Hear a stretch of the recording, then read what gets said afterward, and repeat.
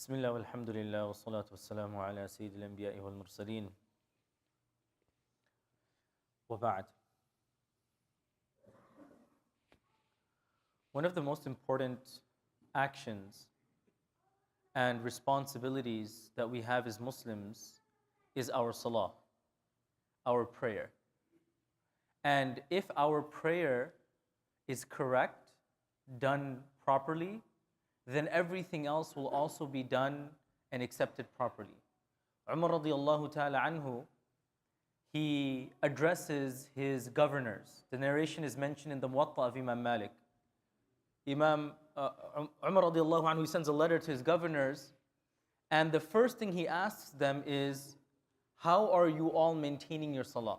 I just want you to understand this. Imagine you have a government that is expanding an entire country, and they have their first board meeting, and they're sitting down, instead of talking about finances, instead of talking about war strategy, instead of talking about hiring and firing certain employees, the first thing Umar radiallahu anhu he starts with is, are you all maintaining your salah as well?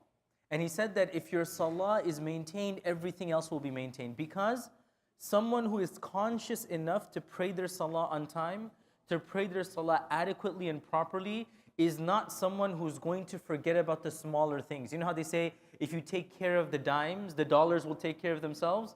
If you're somebody who's mindful of his or her salah, your prayer time, you look at the time and you're thinking, oh, it's time for Maghrib, let me go and pray. You're not that person who's going to show up late for work. If you're somebody who realizes I have to have an alarm on in the morning to pray my Fajr Salah, then I don't have any concern that you're going to come late for a very important meeting, because you're putting your deen very important in your life.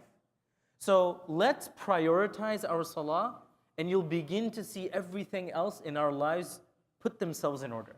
May Allah subhanahu wa ta'ala allow us to be mindful of our salah, to be careful of the times we pray and how we pray.